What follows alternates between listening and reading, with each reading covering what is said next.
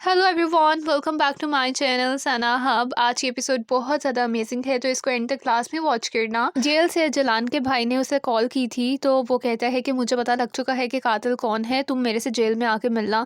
लेकिन जब करान ने फ़ोन उठा लिया तो वो फिर इसके बाद जलान को मना कर देता है कि तुम नहीं जाओगी। जलान कहती है कि मैं तुम्हें सही कह रही हूँ कि मुझे जाने दो और मुझे कातिल का पता लगाने दो। लेकिन करान कहते हैं कि नहीं, शायद तुम अपने भाई के साथ मिलकर गेम खेल रही हो। जलान कहती है कि तुम क्या क्या सोच रहे हो, ऐसी बात नहीं है, मैं कातिल नहीं हूँ। तो करान कहते हैं कि मेरे भाई ने तुम्हारी तरफ इशारा किया था, तुम्हारी आंखों में देख के कहा था कि तुम कातिल हो तो तुम ही कातिल हो, मैं तुम्हारी कोई एक्सप्लेनेशन नहीं सुनूंगा। जलान कहती है कि तुम जो मर्जी सोचो, लेकिन मैं अपनी बात पे डटी रहूंगी कि मैं कातिल नहीं हूँ। इतने में वहां पर कुदरत आंटी आ जाती हैं। जलान करान को रोकती भी है, तो करान कहता है कि तुम मुझे हाथ मत लगाओ। तो कुदरत आंटी कहती है कि तुमने क्या तमाशा बनाया हुआ है। जलान कहती है कि मेरे भाई ने मुझे जेल से कॉल की है, उसको पता चल चुका है कि असली कातिल कौन है, मुझे वहाँ पे जाने दें, मुझे उससे पूछने दें। लेकिन कुदरत आंटी कहती हैं कि नहीं, वो उसके ऊपर चीखती हैं, चिल्लाती हैं कि तुम तो कहीं नहीं जाओगी। जलान उनको कितनी मर्तबा कहती है कि मैं और मेरा भाई कातिल नहीं है, लेकिन कुदरत आंटी नहीं सुनती। वो जलान का बाजू जोर से पकड़ती हैं और फिर उसको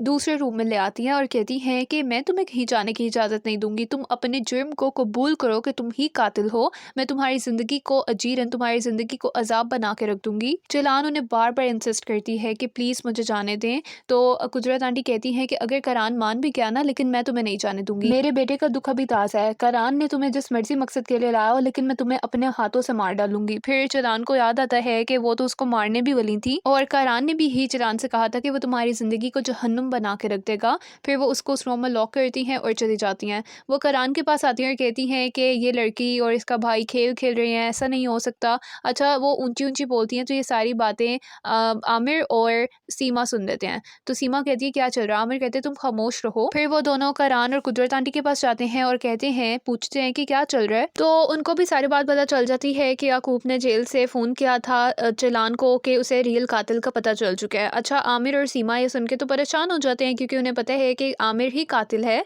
तो फिर कुदरत आंटी कहती हैं कि मैं तुम्हें कहती थी ना कि उस शख्स को पहले ही मर जाना चाहिए। अच्छा, सीमा ना ऊपर करान के पास स्टडी रूम में आ रही होती है, तो वो पहले ही सारी बातें बाहर से सुन लेती है, क्योंकि कुदरत आंटी बहुत ऊंचा ऊंचा बोल रही होती हैं। और वो ये बात सुन लेती है जब कुदरत आंटी कहती हैं कि काश वो शख्स यानी कि याकूब भी मर जाए, तो मेरे बेटे का बदला पूरा हो जाएगा, मुझे सुकून मिल जाएगा। और ये बात सुनकर कि कोई याकूब को मार डाले तो उन्हें सुकून मिल जाएगा, ये बात सुनकर चिलान ना बहुत ज़्यादा अपसेट हो जाती है। फिर वो रूम में भी नहीं जाती, बल्कि उल्टे कदम लौट जाती है। अच्छा, इसके बाद सीमा और आमिर दोनों रूम में आ जाते हैं। अब वो दोनों एक दूसरे के ऊपर ही ब्लेम कर रहे हैं। आमिर कहते हैं कि तुम्हारी वजह से मैंने अपने हाथ खून से रंगे और देखो अब मैं कहाँ पे खड़ा हूँ, मुझे तो कुछ भी नहीं मिला जो मैं डिजर्व करता था। सीमा कहती है कि तुमने खुद ही किया है, तुमने अपने मकसद के लिए, अपने फ़ायदे के लिए कुछ किया, और अभी ये टाइम नहीं है कि हम दोनों एक दूसरे पे ब्लेम करें।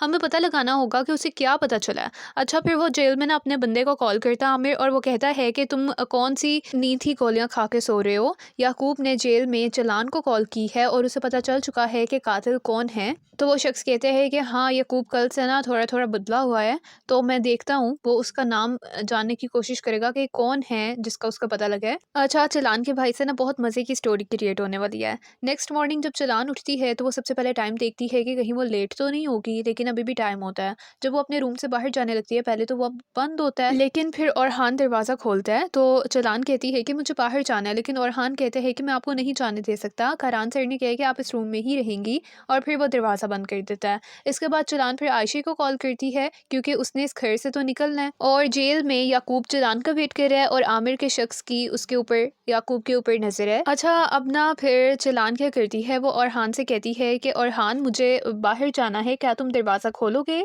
अच्छा, जैसे ही औरहान दरवाज़ा खोलता है ना, तो चलान दरवाजे के साइड पे होती है। जब वो रूम के अंदर आता है तो चलान फिर एकदम से रूम से बाहर निकलती है और वो दरवाजे को बाहर से ना लॉक कर देती है, ताला लगा, चाबी लगा देती है।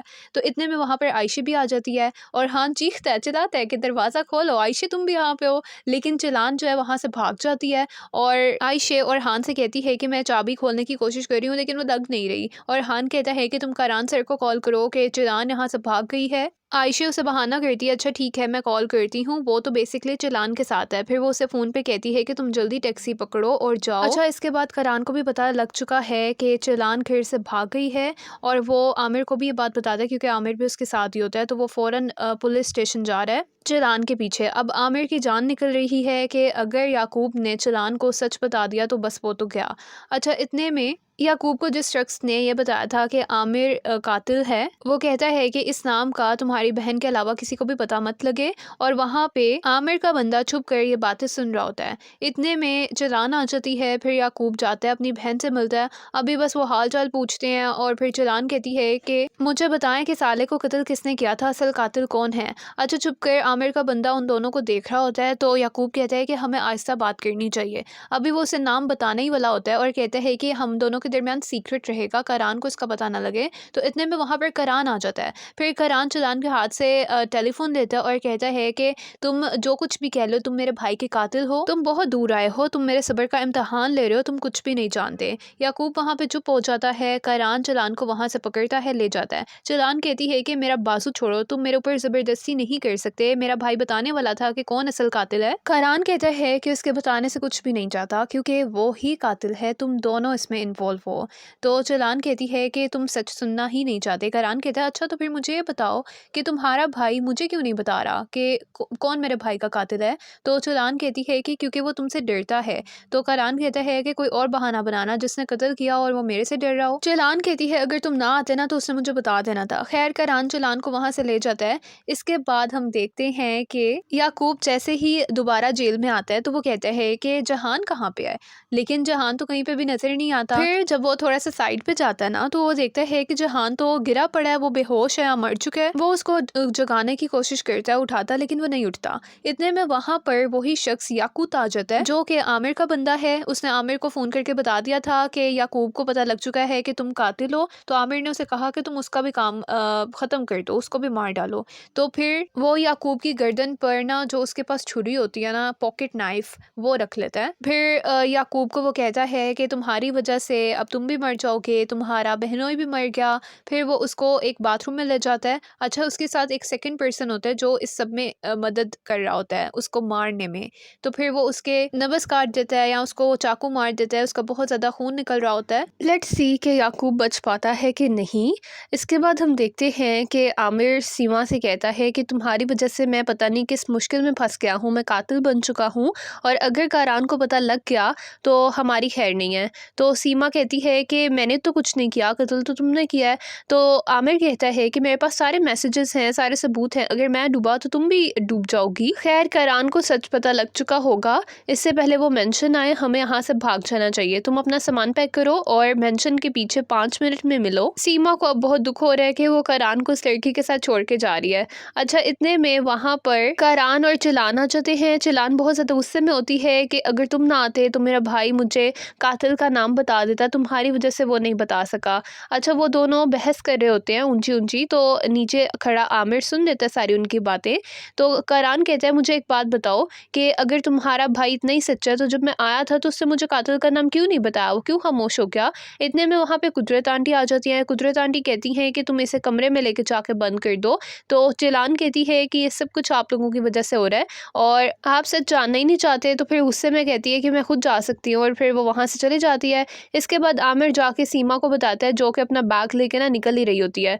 तो आमिर सीमा से कहता है कि अभी चिलान और करान को कुछ भी पता नहीं लगा, तो ऐसा करो तुम अपना सामान अनपैक कर दो, हम लोग कहीं नहीं जा रहे। और सीमा ये सुन के बहुत खुश हो जाती है। अच्छा इसके बाद मुस्तफ़ा को जेल से कॉल आती है, उसे बताया जाता है कि उसके भाई को जख्मी कर दिया गया है। अभी ये नहीं बताया कि याकूब मर गया है कि नहीं। अच्छा ये बात सुनकर वो भी परेशान हो जाता है। इसके बाद चिलान को कॉल आती है और उसको बताया जाता है कि याकूब को किसी ने चाकू मार दिया है और उसकी कंडीशन बहुत बुरी है। ये सुनकर चिलान कहती है कि नहीं ये तो मजाक है, आप मेरे से मजाक मत करें, झूठ मत बोलें। लेकिन जब वो ये बात सुनती है उसे रियलाइज़ होता है कि ये सच है, तो उसके हाथ से फ़ोन गिर जाता है और वो बहुत शॉकिंग स्टेट में होती है। और फिर वो गुस्से में और शॉकिंग स्टेट में करान के पास जाती है, वो उसको आवाज़ देती है करान। सारे चिलान की तरफ मुतवज्जा हो जाते हैं, लेकिन चिलान इतने गुस्से में होती है कि वो फ़ौरन से आके करान के मुंह पे थप्पड़ मार दिया है। ये देख के सब शॉक्ड है। करान अभी काउंटर बैक नहीं करता, लेकिन कुदरत आंटी फ़ौरन आती है और कहती हैं कि तुम्हारी जुर्रत कैसे हुई कि तुम मेरे बेटे के ऊपर हाथ उठाओ। और वो करान से कहती हैं कि तुम क्यों खामोश हो, तुम इस लड़की को कुछ नहीं कहोगे। करान कहता है कि इसको इसका जवाब देना होगा। जलान कहती है जवाब मैं नहीं बल्कि तुम दोगे। तुमने जो मुझे कहा मैंने वो किया, लेकिन तुमने मेरे भाई के साथ क्या किया? तुमने उसको मरवा दिया। मैंने आज तक कुछ नहीं कहा और तुमने मुझे भूखा रखा, मुझे टॉर्चर किया, मुझे अपनी दूसरी बीवी बनाया, और वो बच्चा जो इस दुनिया में नहीं आया तुम उसको मेरे से छीनना तक चाहते हो, तो तुम किस हद तक गिरोगे? और इस सब के बावजूद तुमने मेरे भाई को जेल में मरवाना चाहा। ये सब कुछ तुमने किया है, तुम लोग इसके जिम्मेदार हो। तुमने मुझे अपनी दूसरी बीवी बनाया था जिसकी तुमने इज्जत को रोंदा है। अच्छा, अभी हमें नहीं बताया गया कि याकूब जिंदा है या मर चुका है, ये हमें नेक्स्ट पार्ट में पता लगेगा, जो कि मैं अपलोड कर दूंगी। आज की आपको एपिसोड कैसी लगी कमेंट बॉक्स में लास्ट में बताना। Stay connected, bye bye.